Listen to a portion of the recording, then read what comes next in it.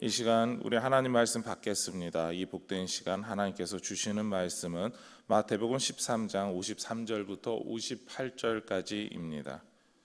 마태복음 13장 53절부터 58절까지 믿지 않아 행하시지 않습니다라는 제목으로 우리 하나님 말씀 받도록 하시겠습니다.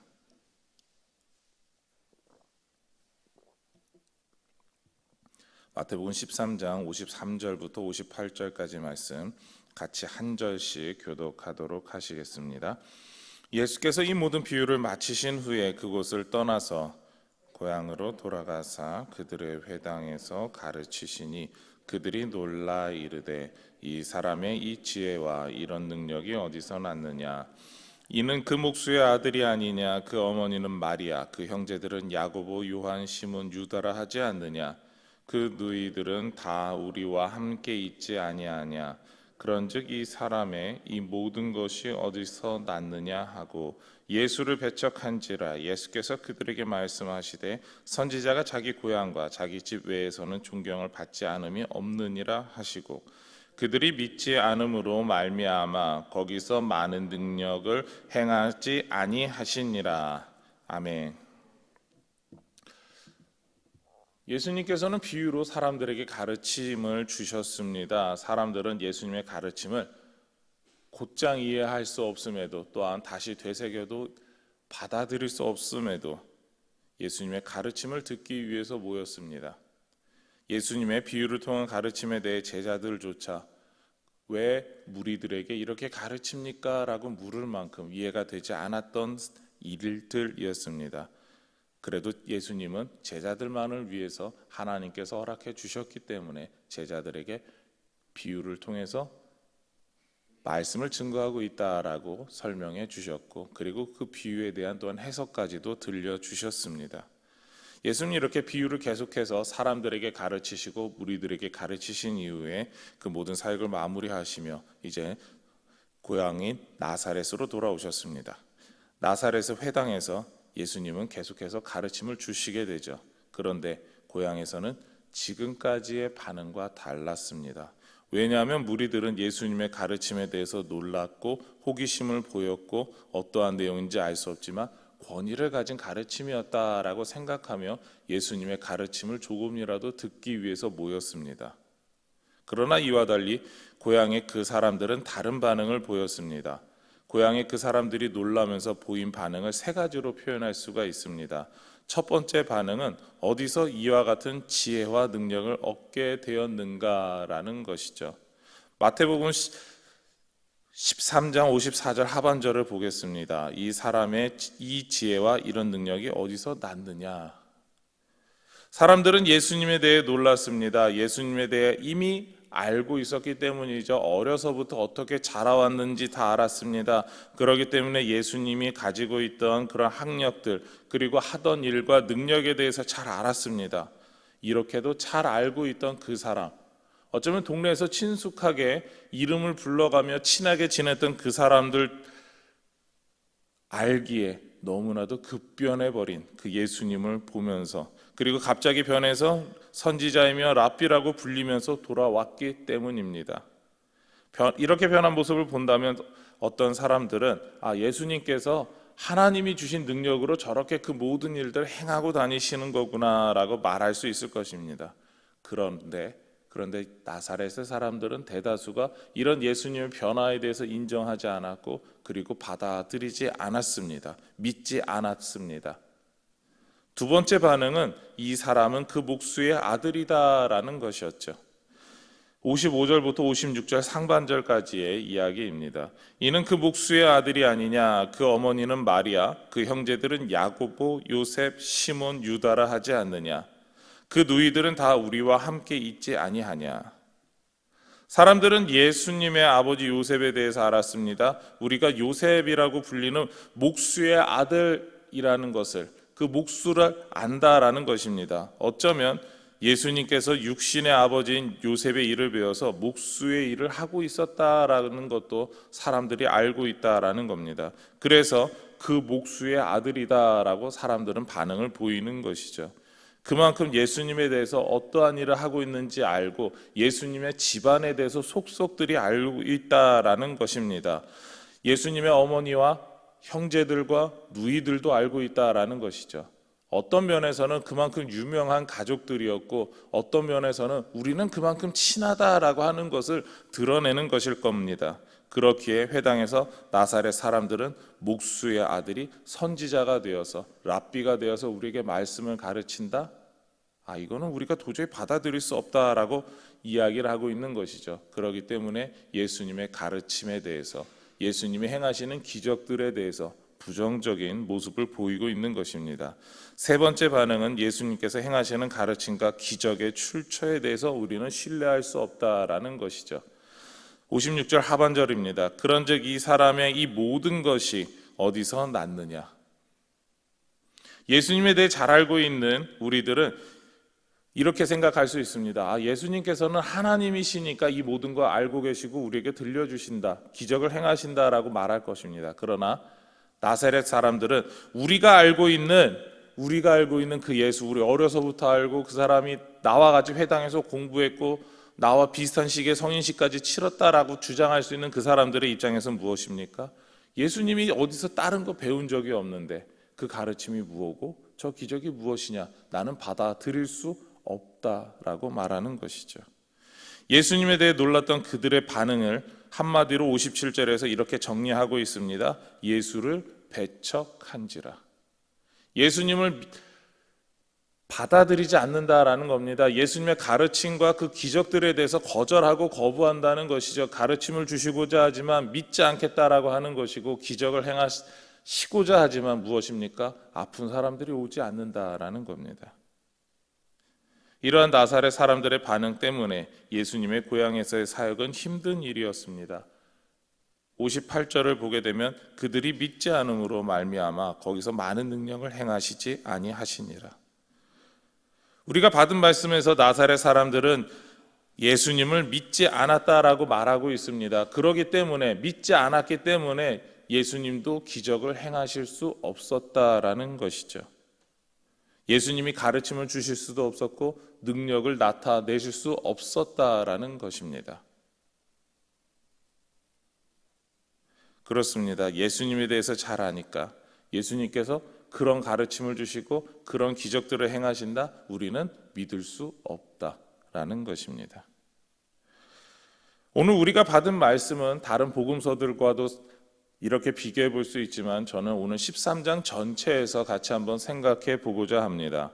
무리들은 예수님의 가르침을 비유로 받았습니다.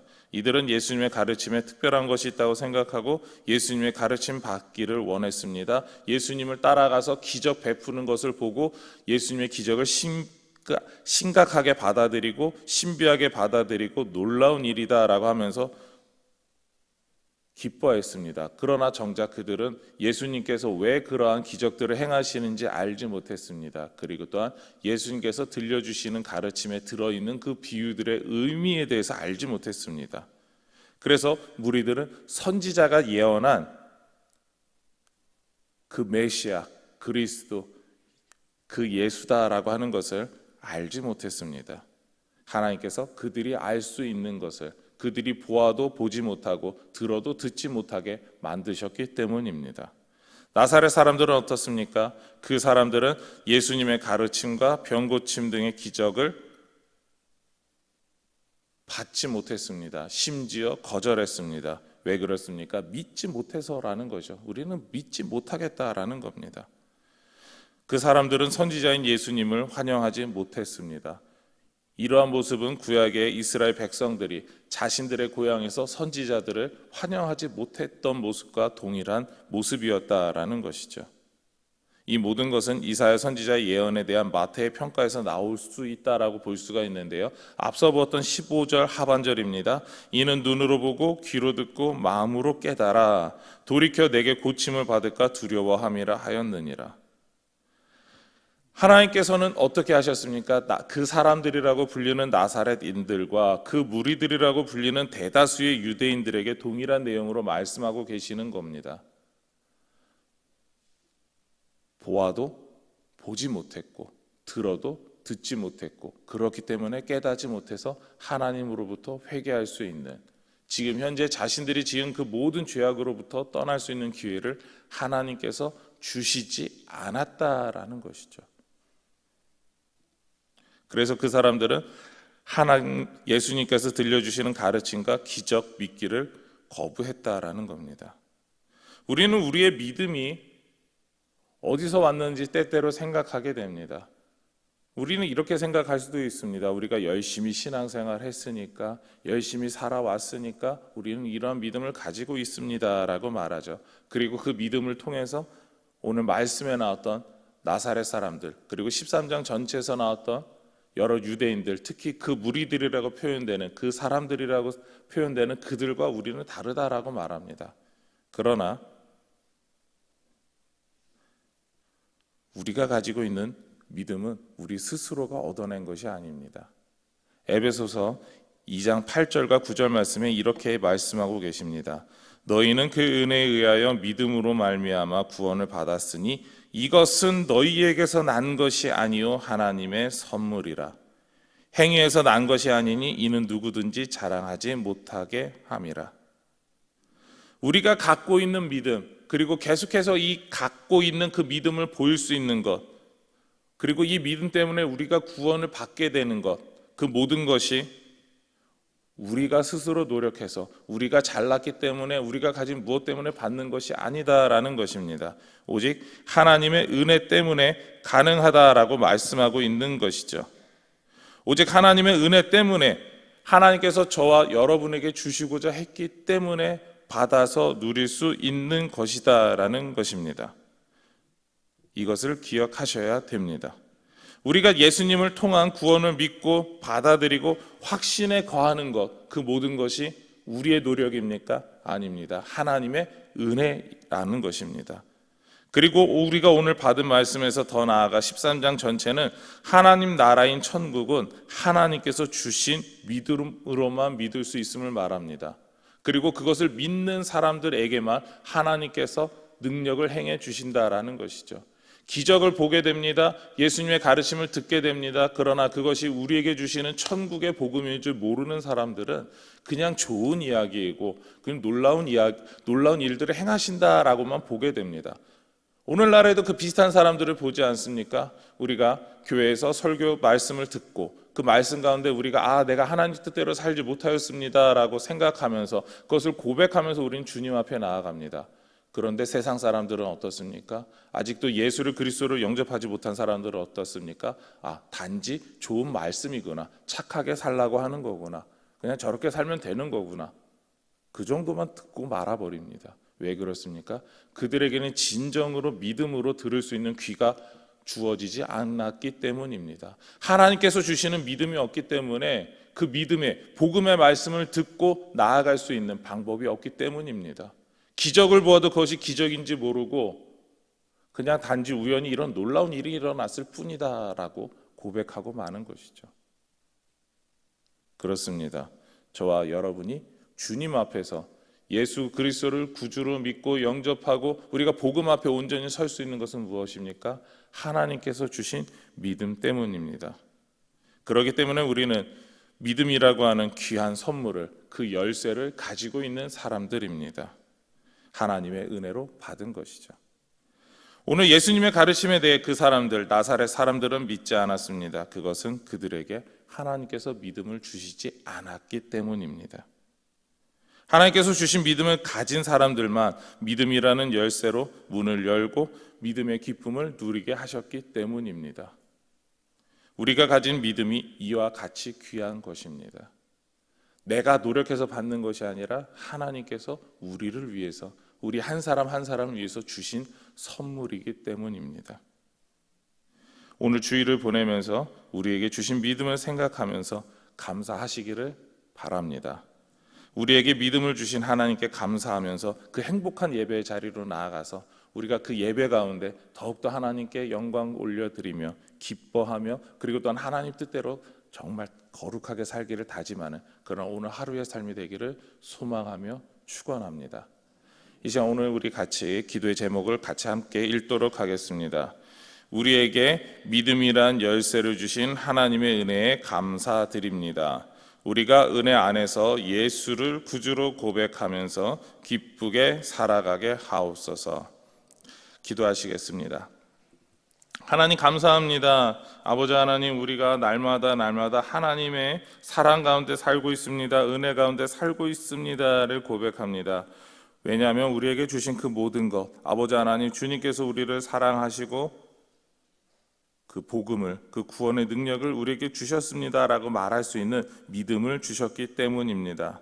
아버지 하나님, 이 믿음을 우리에게 주셨음을 우리가 잊지 않게 하여 주시고 우리가 날마다 하나님 앞에 감사할 수 있게 하여 주시옵소서. 우리가 여러 가지 자격이나 공로나 무언가 특별한 것이 있어서 얻은 것이 아닙니다. 주님의 은혜로, 주님의 그 놀라신 사랑 가운데 우리에게 주셨음을 믿습니다. 아버지 하나님, 우리가 이것을 잊지 않고 날마다 주님께 감사하며 고백하며 그리고 또한 다른 사람들에게 증거하며 살아갈 수 있게 하여 주시옵소서. 아버지 하나님, 우리의 삶의 모습이 예수를 고백하는, 그리고 그 은혜 가운데 주님께서 주신 그 기쁨 가운데 살아가는 그런 날마다 행복한 삶이 되게 하여 주시고, 그것 때문에 아버지 하나님 더욱더 아름다운 헌신이, 아름다운 우리 삶의 모습이 날마다 넘쳐나게 하여 주시옵소서. 이 모든 것 예수님의 이름으로 기도드립니다. 아멘.